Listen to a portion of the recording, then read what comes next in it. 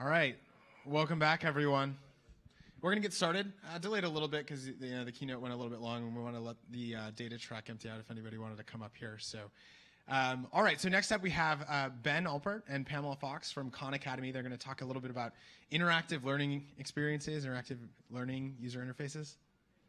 Perfect. Ben, take it away.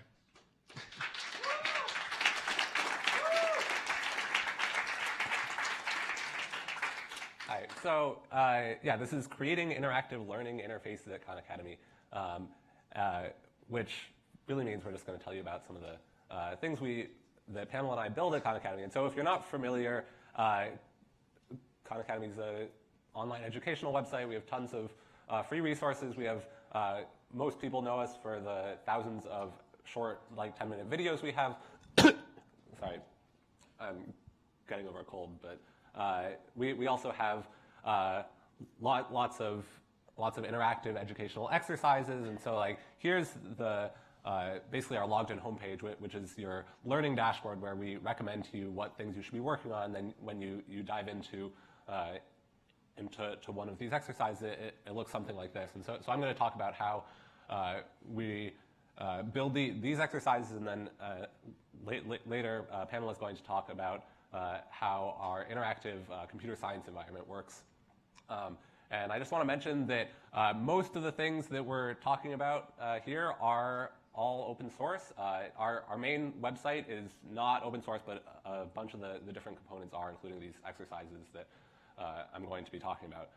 So the theme of my talk today is constraints are liberating. And so to see what I mean by this, I'm going to tell you a story. So when we first had these interactive exercises, the very first version, or I guess the second version, I wasn't around for the first version, but the second version and the oldest thing that we still have in use is called Khan exercises.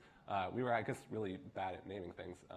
And so this dates back from 2011, this was this toolkit that we built for randomly generating exercise problems for students to work on. And so we said, why don't we just pick what numbers a problem we'll use, and then we'll be able to randomly generate hundreds of problems. And so we actually built this sort of domain-specific language, which is actually based on HTML. And so it looks something like this, where you have this like vars div, and then you can say like, oh, let this basically says let x be a random number from 1 to 10. Let y number be a random number from 5 to 10.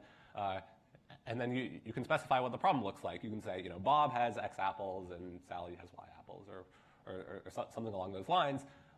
And what we did here is actually inside any of these var tags, you can write an arbitrarily complex JavaScript expression.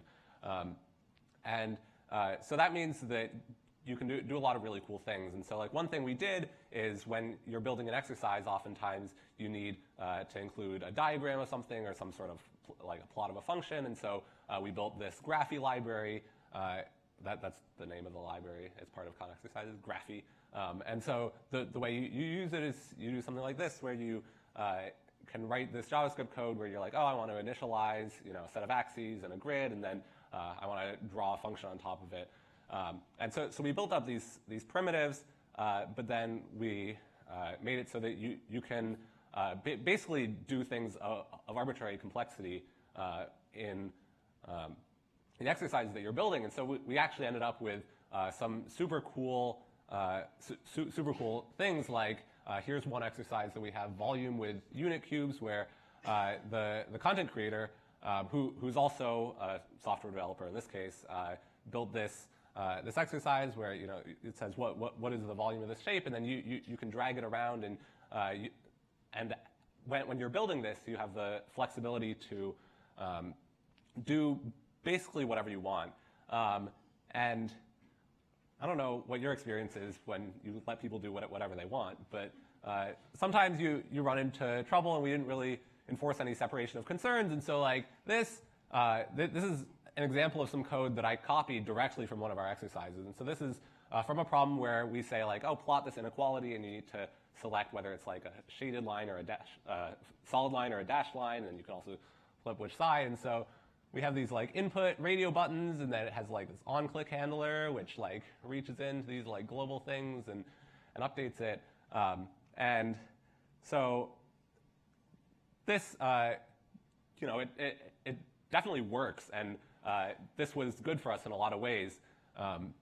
But really, we found that this is too much power for the content creators, and which at the time were actually mostly just the few software developers who were also working on building the framework, because we found it really hard to find people who were able to do this, because it turns out that math educators and really good software developers don't actually have a huge intersection. We had hoped that they would, but we had trouble finding people who had all the necessary skills. And so what we actually moved to is a system which is more constrained in the things you can build, but then it in turn gives us more flexibility in the changes we can make later. And so this is a system that we built mostly last year, and we're still working on it. It's called Perseus. We have this Greek mythology naming scheme for most of our internal things. And the way Perseus works is, instead of writing code for an exercise and then running it in the browser, we basically have this GUI where you write one of these quiz questions, and when you write the question, it's basically marked down, and you have this live preview on the right, and then we didn't want to force all our questions to be just plain text, and so we created these interactive widgets which you can drop in. And so here's one example. This is the categorizer widget, where we say indicate whether each number is rational or irrational. And we have these 5 numbers, and for each of them you can pick which column it corresponds to. And actually, I really like this example of this particular widget because when we first made this categorizer widget, it didn't actually look like this. I don't have a screenshot handy of what it did look like, but it was basically each of these 5 things would appear on these cards that you can drag around with your mouse, and you drag it into the rational section or the irrational section. And we ended up deciding that this was a simpler interface, and so we were able to change it to this, but without having to go through every single exercise, because each of these widgets is basically self-contained and has very clear inputs and outputs.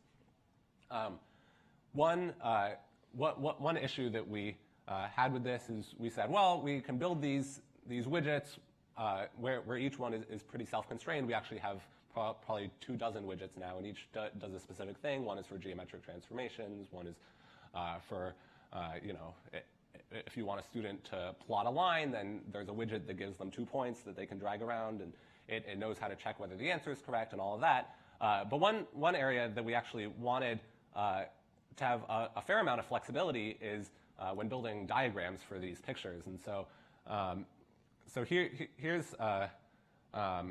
here's an example diagram where this I actually lifted from one of our exercises about the law of cosines, and we want to be able to make diagrams like this where you have some set of lines, and you need to label like sides of a triangle, or maybe it's a plot and you need to label the axes or add tick marks or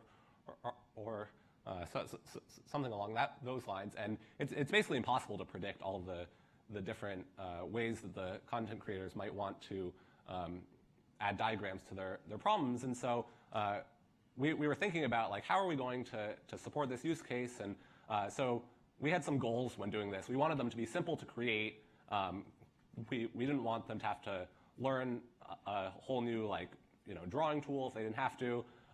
We also one big thing is that we were going for is we want to have a very consistent look and feel of all of the images across our different sections of our site, and we want the same color scheme and the same stroke width on the images and all that sort of thing. And we could have said, just use whatever tool you want, and I'm sure some of them would have used Microsoft Paint, and some people would have used Photoshop, and some people would have drawn it by hand and scanned it in, and you get the diagrams you want, but they wouldn't look very good, and they wouldn't really match each other. And so actually, the system that we ended up using, which I'm a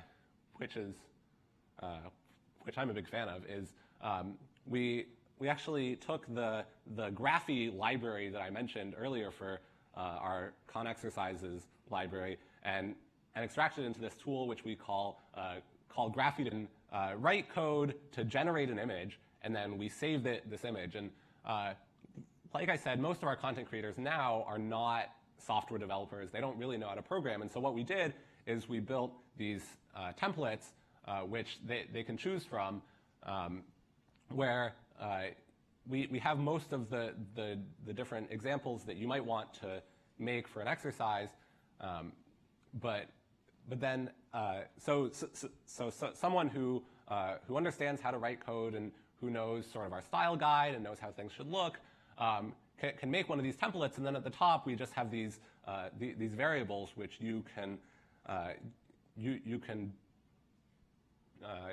fairly easily change. So like here we have the X range and Y range. A little bit lower we have the actual function that's being plotted, but then these bars for this Riemann sum example will change based on what the function is. And so we're talking about this, and initially we were going to just sort of give content creators this text box where they can just like type the JavaScript in, and then that'll run on the student's computer.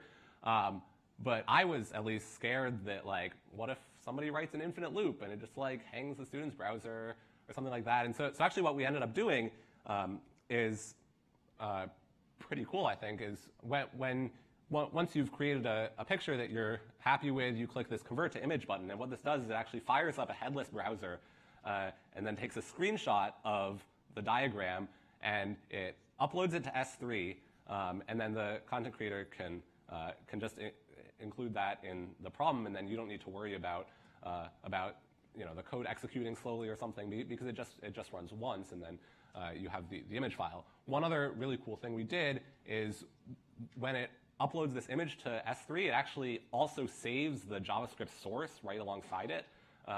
So we made it so that when if you're a content creator and you're looking at an existing exercise we have, you can just look at the source code for an image that's in that exercise and modify it if you want something similar. And so all the things I've talked about so far are examples of how constraining other people helps you. And maybe that makes me sound like some sort of evil overlord or something like that. But my claim is that constraining yourself can be liberating too.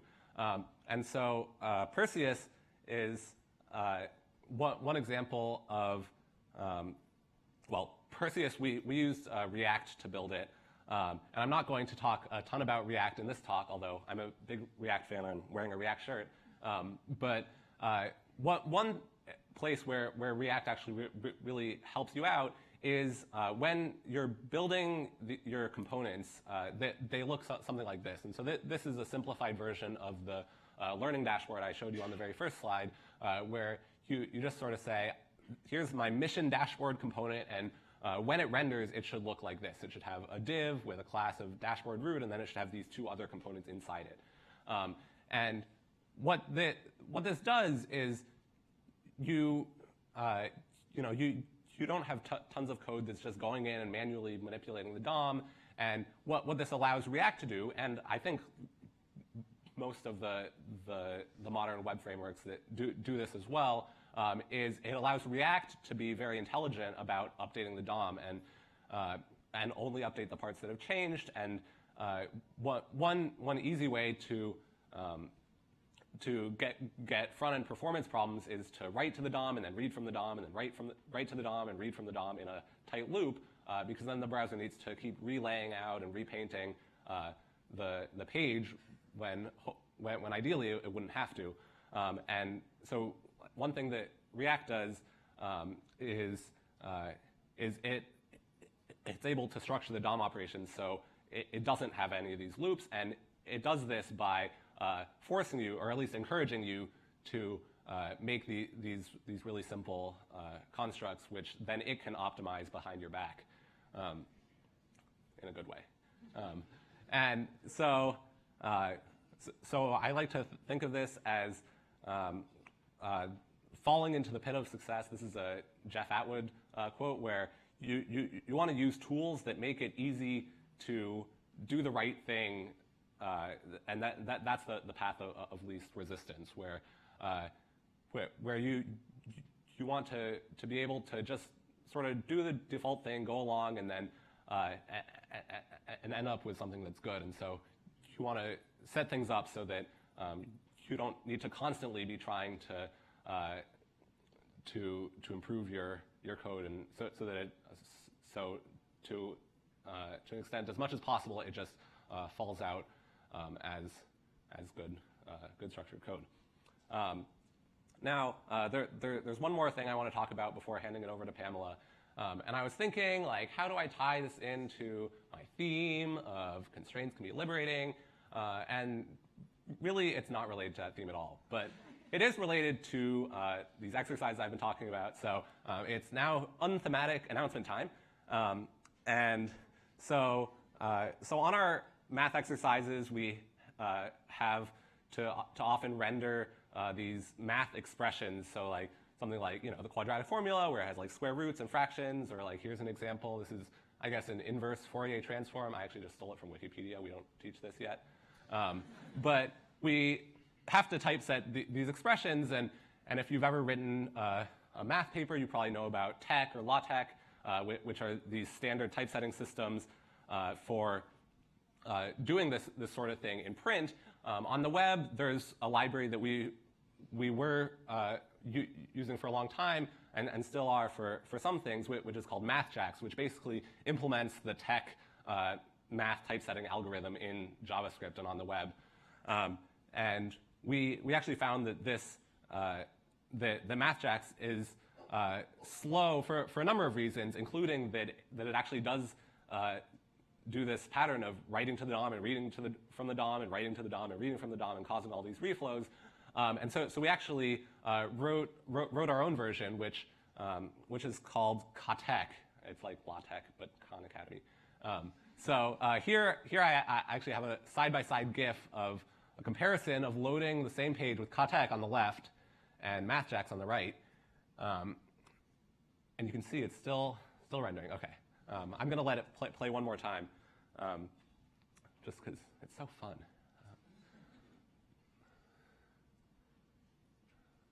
So yeah, this library is called Katek. We've been using it in production since last summer, when it actually supported only a few constructs, where we actually would say, if Katek can render this, then we'll use Katek to render it. Otherwise, we'll fall back to MathJax. And the appearance of the two frameworks is virtually identical. So you can't really see any visual difference between them. But actually, a fun thing we did is we actually ran an A/B test where only half of our users would get Katek when it's supported, and then the other half would always see MathJax. And like I just said, they're like basically visually identical. So you wouldn't really expect any difference, except that Katek is faster. And we actually found that students did like 2 or 3% more problems when presented with the faster Katek library. And for that, we were still downloading MathJax, which is fairly large over the wire too. And so hopefully we'll be able to avoid doing that at all soon. But today we're releasing this. It's you might have seen it on Hacker News or on John Resig's Twitter account because he tweeted about it like an hour ago. But we're releasing this today, and I'm really excited about it. And now I'm going to turn it over to Pamela, who's going to tell you about the computer science environment.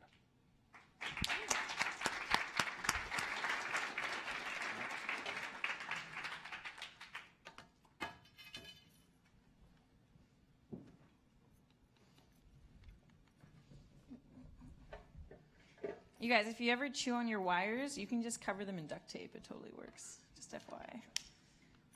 Sometimes I get hungry. It's not going to work with it, no.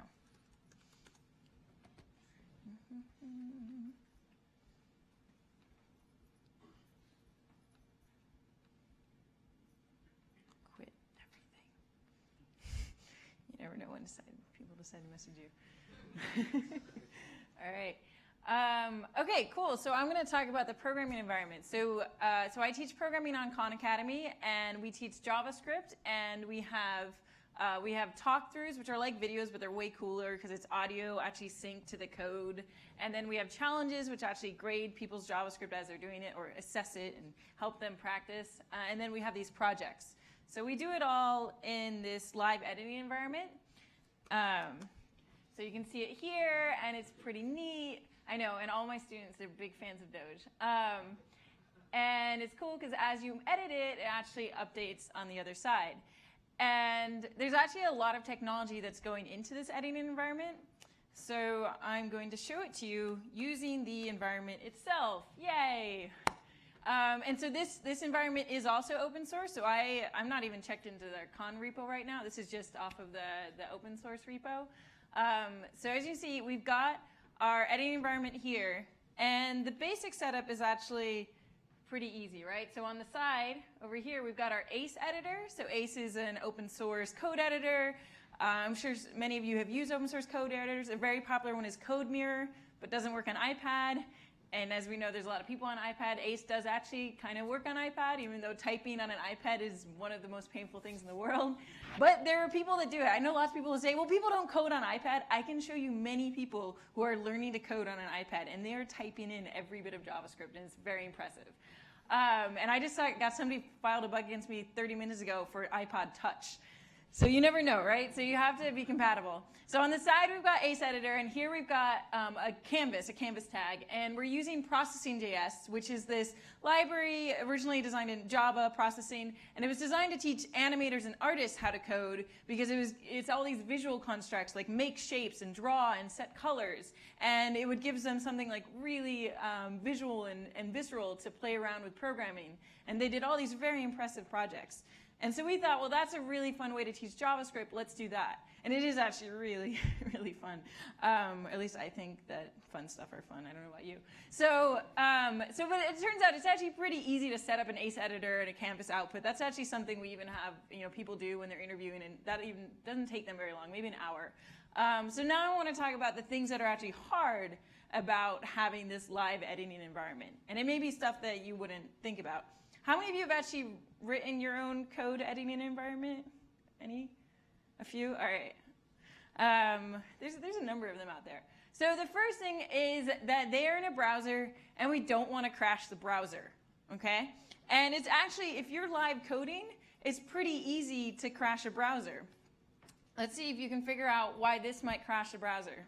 Does anyone see it? Let's see how fast you can read code. What do you think? Yeah, so we have not incremented I or j, which means that if we call this function, it should theoretically crash our browser because we are going to introduce an infinite loop. However, we're not crashing the browser because, and we should get our little error up, what we do is we actually detect infinite loops. And we say, come on, error buddy. You can do it. There we go. So this is Ono's guy, and everybody has a love-hate relationship with him, also known as Yoko Ono's. And so he said the program is taking too long to run. Perhaps you have a mistake in your code. So it's actually really important to detect infinite loops because as you are writing a loop, it's almost always in a state where it's infinite. Because typically, especially with a while loop, you write your while condition first, and then you write the thing that's going to increment it inside of it. And if you don't have this protection, then you very quickly get into a bad state. And we've broken our infinite loop detection many times, and I can tell you how painful it is because I've learned the many ways that you can write loops in order to not get into the infinite loop stage. So we need a way of detecting this. So it means that we can't run this code directly here. If we run it directly code, it will crash the browser. And I've been in a room with 8-year-olds when we had it broken. They're like, yeah, I crashed Chrome. And they asked their teacher for like a bonus. So we need to make this not happen. So we need to run it somewhere other than the browser. So that's where we use web workers. So we use web workers heavily, and this is one of the examples. So we have a web worker that we actually run the code in first before we'll agree to run it in the actual browser. And it is a little tricky because there's no such, so web workers don't have access to the DOM, so we can't create a canvas. So we can't actually run processing code in a web worker. We have to stub it all out. So we have processing stubs.js, which is, I mean, we took processing, we copy pasted, and we removed some stuff. Very technical. But it's a way of stubbing out processing and making it so that we don't have to access canvas. So most of it is actually empty things. Like anything that has a side effect on the canvas is basically empty, right? The things that are still in there are the more mathematical things like the p-vector object, where we do actually want it to legitimately calculate things and see how long that would take. So what we do is we create our new worker, and just so you know, everything here is vastly simplified because there's not that much room on here. So we create a new worker, and we send off the code to the worker, and we set a timeout. And we see if the worker comes back, and if it doesn't come back in a certain amount of time, we say, okay, you know what? The worker is not having a good time with this code. We're going to go ahead and assume the browser is also not going to have a good time with this code, and we're going to pop up this message and refuse to process it. Right? So this works for infinite loops. And when I say work, like it is still a lot of work, like getting those stubs to work. So there was actually, when I was doing the slides this morning, I found another bug. So I did a push at 7 a.m. to fix it. But it's cool, it's working now. So infinite loops, that's difficult. But it's not just infinite loops we want to prevent. We also just want to prevent slow code. So I did this, there's this whole curriculum around noise and particle simulations and that stuff. And noise is beautiful, right? And at one point I realized I can make this like smoky mirror thing. And I made this mirror on the wall program. And I wanted to actually make the mirror take up the full space. But our noise calculation function is actually kind of intense. And you'll notice it's actually a little bit harder for me to type right now because it's calculating noise at every pixel, right? So if I wanted to make this really big. Oh, that was really big. That's definitely not going to work. It's actually going to pop up. Slightly different message. The program is taking too long to run. Perhaps you could try and make it simpler. So we've done a different sort of detection here. We've detected the fact that, okay, theoretically, you could wait a really long time, and maybe your browser's not going to crash, but it seems highly likely that this is going to be a very bad experience for somebody viewing your program, and we don't want to have very bad experiences. And of course, I've had students like beg to up this limit. But the way we do this is that in that worker that we talked about before, in that processing stubs, what we do is, so we have the actual, some of the code is actually written in the stubs. So the noise function, the full math, we need to have that actually defined in the stubs because we want to know how much work that math takes. And then other things like the drawing, because drawing is kind of intense. You have to draw to the canvas. So we assign a runtime cost to all of the different things in processing. So if we can't find it in the subs file, then we make up a runtime cost. Otherwise, it's like 1 or 0.1. And we add up this whole runtime cost after we call the code. And then we came up with this threshold, and we said if the runtime cost is greater than 16,000, then we're not going to run this code. And sometimes, this might happen in some cases where we legitimately could have run the code, but it's a pretty good threshold to come up with, and it means that for the most part, you end up having good experiences when you're using these programs. So that's something that's important as well. And it'd be nice if we could get this stuff to perform better in the browser so that they could have a smoky mirror that fits the whole way. But that's hard. Browsers, they'll get better. So detecting loops and slow code. Another goal is we want to help the user debug their code. All right, they're using JavaScript. Who here has done JavaScript? It's crazy, right? Yeah. So it's JavaScript. You can get into so many little problems with JavaScript, right? And you're learning to code for the first time. Let's see if we can get an error up. See if you can figure out the errors.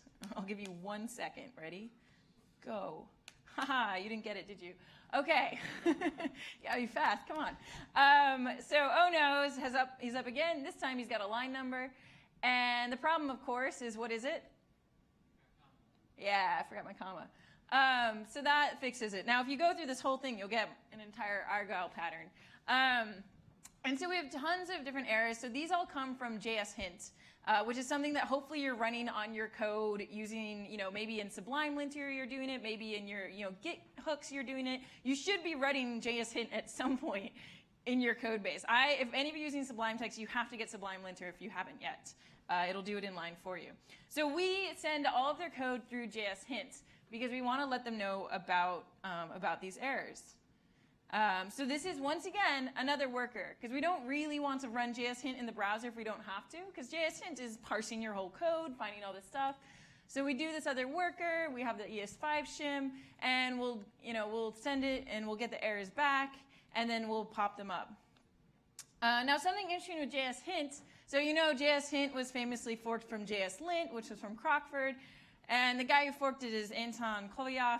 So he's actually my ex, so I'm very familiar with the way that he talks. It's great to just use your ex's technology all day. So he's like a dry Eastern European guy. So like the messages are not, maybe the nicest, most friendliest ones. And we're trying to have like a really helpful environment. So we've actually gone through and tried to, make the messages a little more obvious what they mean, because also there's a lot of things. Okay, identifier. What is an identifier? You might know what an identifier is if you've looked at JavaScript ASTs or you've read the spec, but we don't usually talk about identifiers. We talk about variables or property names, right? So I changed that to value or variable name before that comma, because that's something that actually they know. And then we just kind of make it a little more conversational, right? So replace lingo, make it more conversational. So we've done them with a lot of the errors, because that's something we do at scale, is we track the different errors people run into, and when they get confused and say, okay, nobody gets what this means, maybe we can make it better, right? And there's some cases where I've actually taken one JSHint message and forked it into two, because we were able to be more specific. You just have to do some regex and be like, oh, okay, all right, now we can give you a more useful thing. But it's hard in JavaScript, because sometimes there's one error you have that, depending on what you're trying to achieve, could be interpreted 10 different ways. So you give them the best error that you can, and eventually you give up and teach Python or something. All right, so that's our JSHint errors. But those aren't the only sort of errors you might make. All right, so maybe you've misnamed your variables. So perhaps you're like me, and I was born in America and have British parents, so I just get confused. So sometimes I spell color with a U. Not really. Nobody does that. No, but I was using an entire library the other day where every color was written with a U. It was somebody clearly trying to enforce their spelling on the world. That's okay. That's what we get to do as programmers, is just enforce whatever we want to do in our particular library. So here, this is baby hint. So this is coming from our baby hint messages. And one of the things we do is look for spelling, because it's really easy to misspell. And these are, we have people on here who are like 8 years old, 9 years old, right? And I'm sure there's many of you that also, don't feel like you could spell everything. And I don't think we should be penalizing people for that. We should be helping them. Because some people may be just not naturally as good at spelling. Like my brother, he went to Purdue for computer science, and he almost failed computer science because they ran his programs through an automated grader that cared about spelling, and he can't spell anything at all. I think he's dyslexic or something. And so he almost failed computer science because of not being able to spell. Which doesn't make sense, because he knows how to program, right? But he didn't have something that would help him with his spelling. So now he sends his code to me, and I comment on his variable names and such. But I think we should have spelling stuff built into more things, and also for comments would be good. But yeah, so we try to help people out by looking at the things they made and saying, okay, it's very close. We calculate the word distance and say the most likely next thing. So baby hint actually checks for a bunch of things. So misspellings, function argument counts. JavaScript, you can send 5 arguments to some functions, but if we know that sending 5 arguments to a processing.js function isn't going to do anything, and then we're going to let them know, like, hey, you probably didn't mean to do this, right? So we can actually make JavaScript a little more strict than it is. And then there's a couple other common things we look through for baby hint. But the big things is the misspelling, and that helps a lot. Okay, so another thing we want to do is just help the user tinker with the code, especially because this is a real-time visual environment, all right? So one day, my colleague brought in a bunch of really delicious plums, and I ate like 10 of them. And I was so grateful to my colleague that I decided to make a program in his honor. And I spent a lot of time, don't tell me how much time I spent making tributes, but I spent a lot of time making these plums. And the cool thing is that I can just, when I'm positioning these plums, I don't have to figure out what numbers to use. And I'm not very good at figuring out what numbers to use, because I'm still struggling with left versus right and X versus Y, and I always get really confused there. And that it should be okay for you to be a programmer and maybe not be as on top of the spatial grid, right? So instead, I can just use what we call our number scrubber, and I can just move stuff around and change all the values, and maybe I want to go and actually make it an apple instead, and I'll just go and grab a red over here, right? And it's just super useful. And you might think like, oh, I don't need this. But now that I'm so used to this and I go somewhere that doesn't have it, especially with something that's visual, right? Like with Graphy, actually. I was using Graphy the other day, and they don't have it yet. And I know I'm supposed to send a pull request, and I will one day. But once you get used to it, you're just like, oh, I really want to be able to just play with things and see their output. And it's incredibly gratifying. So that's the number scrubber, the hot picker. Those are for colors and numbers. So that's fun. Now, goal number 4, this is actually preventing users from doing things, okay? So I was saying, when you're at scale, you have incredibly smart set of users. One aside, I know we're not supposed to call users users, and I've been trying to come up with alternate names. So sometimes I say students, but then I kind of think that sometimes people are teachers, and I don't want to presume if they're being a student or a teacher in that particular moment. Like, are you making a program that teaches someone? Maybe. So then I say community members, but we don't have a good abbreviation for community members because it would be like commies or something, which may not be accurate. So when I say users, just pretend I'm saying community members or something nicer than users. So we have so many people in our programming community that they figure out how to do crazy things that we didn't intend them to do. And they will dig so deep into JavaScript and into the code to try and do something that we didn't originally intend. And there are things we don't intend because they're kind of sketchy from a security or a perceived security perspective, okay? So one thing is here. So this was a program that somebody made. And what they've done, so we try to get them not to be able to access the environment variable, the window variable, but sometimes they're able to get to it if they do these different closed over functions. So they were able to access the window.constructor.prototype.open, okay? And they made an alias to it. And they were able to open a window. And that wasn't very good because then they can do what looks like asking people for passwords. Now, one thing is that we always execute this iframe on a different domain. Okay, so this domain is actually not on the khanacademy.org domain. This is on kasandbox.org.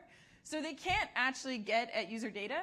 But if they ask their user for data, then and if the user gives it and they think, well, this program is hosted on Khan Academy and it's surrounded by this Khan Academy Chrome, so I'll just be happy and give it everything I want. So that's bad. Now, what you'll notice, though, is that it's not working, right? There's no window opening. And this is because we fixed this particular security issue. And a related one is this one. And this one, they, once again, able to get access to the window, and they have to do a lot of crazy things, but they were able to get access to window.location and set it so that if we moused over, it would actually reload this entire output to be this other URL. So that's not good as well, because they could also use that for some sort of phishing. So the way we prevented this is, well, there's a lot of code, but this is some of it. So one thing is to no-op all of the window.constructor.prototype so that those don't actually do anything at all. The other thing is there's this object.freeze and object.seal that you can use in latest JavaScript. You can't use it on Safari because it'll crash and freeze the whole browser. But you can use it on Chrome. So in Safari, we're able to use seal. It doesn't actually work in Firefox either because it'll tell you this error that Windows not configurable. So this basically works in Chrome. Luckily, a lot of people use that.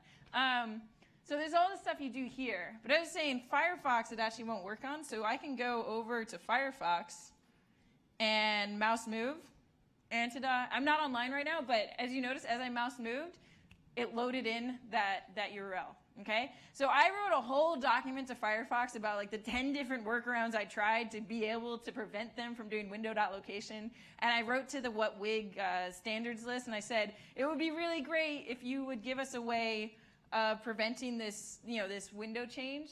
And they weren't very receptive, so. But it's okay because I have this other ex, also Eastern European, and he's very aggressive, so I have outsourced the aggression to him, and he's going to be all like, go get him on the standards list. I'm just very like, okay, you don't want it, it's cool, I'll just It's fine. I didn't really need it in the standard anyway, so whatever. And it's related to his thesis, so.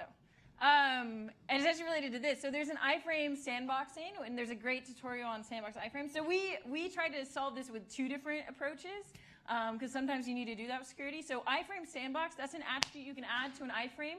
And as soon as you add that attribute, your iframe becomes sandbox. So it's suddenly, your iframe is suddenly unable to do a lot of things. And then what you have to do to let your iframe do more things is you add attributes to that sandbox attribute. So you kind of have to look at the list of things you do want to let it do. So we allow pointer lock, allow same origin, and allow scripts. But we don't allow top navigation, which is being able to change the top, like the actual what's above the iframe, the URL. And we don't allow pop-ups. So that actually would also prevent that window.open, because that's a pop-up. And so the thing I was asking the standards list for Firefox was if they could disable current navigation, and then you'd have to explicitly enable that.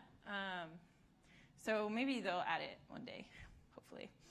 All right, so here's another thing that people were able to do. So they were able to get an XMLHP request object, and they were able to actually send things to it. So it means that if they were able to get people to type in their password somehow, because you could also just, we have key events. You could listen to the key events.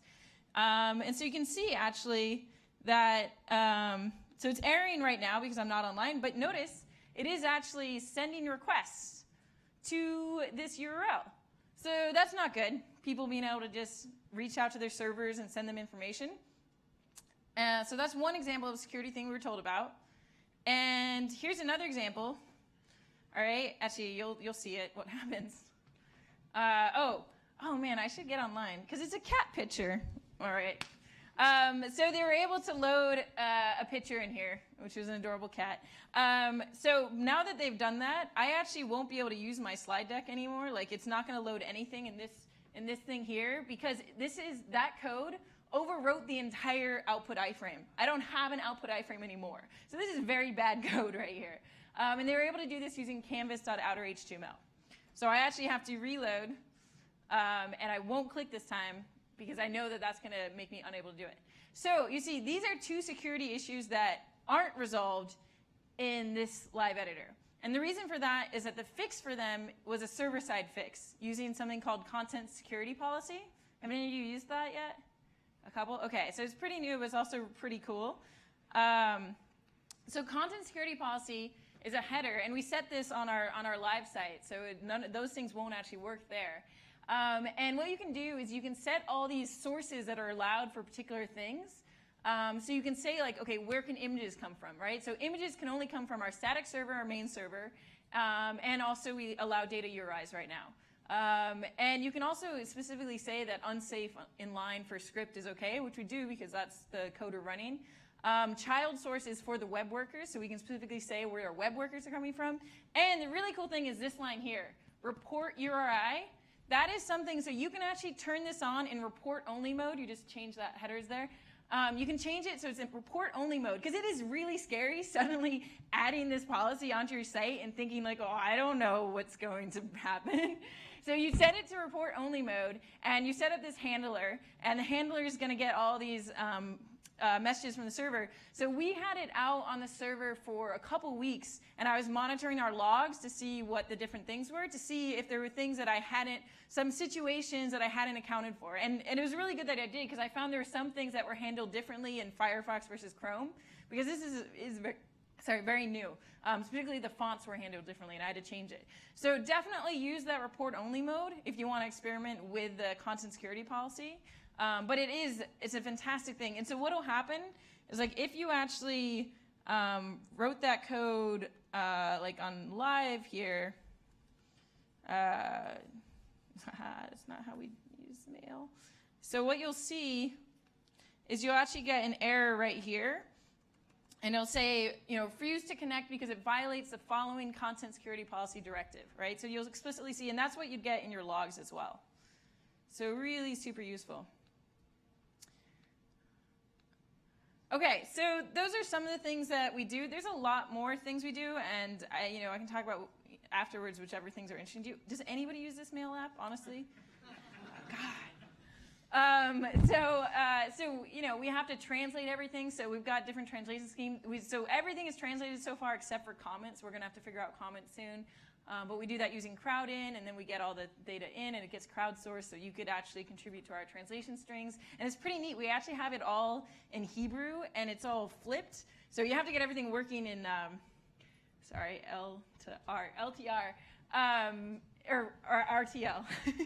So you have to get everything working RTL as well. So that's pretty neat. We sync audio to code, and we record all of the talk-throughs in the browser as well. So we do that using Web Worker and the new audio APIs and the ability to actually get access to your microphone. We assess the user code, and we do that by passing it through Esprima, and Esprima parses it, and we use this library called Structure.js, and we look for code patterns, and we give them messages. And then we try to be iPad friendly, but honestly, at this point, we're kind of giving up on, not maybe giving up, but we're realizing that syntax typing will always be very difficult, and now we're experimenting with block typing instead. And we've actually got a branch in this repo where instead of moving JavaScript around, you're moving blocks around, but it becomes JavaScript. And so you can take any bit of JavaScript and turn it back into these blocks and vice versa. So that's pretty cool, because if you're on iPad, A, it's blocks. If you're on web, A, it's syntax, right? And so you can just go in between. So that's all in that repo. And it's pretty exciting, debugging infinite loops all the time. Yay. So that's all for me and Ben, and you can talk to us after if you have any questions. Thanks.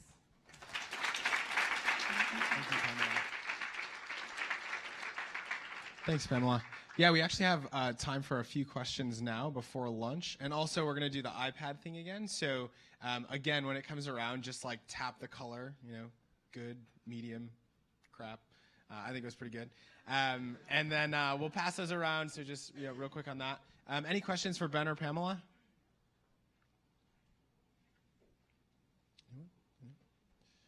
Okay, cool. Well, feel free to come up and chat with them. And then in a few minutes, I think lunch is going to be starting. Lunch will be on the 4th floor. So there's a stairway on the right over there, and then there's also elevators. So enjoy that, and then we'll be back in here at 2 p.m. To kick off the second set of talks. Thanks, everyone.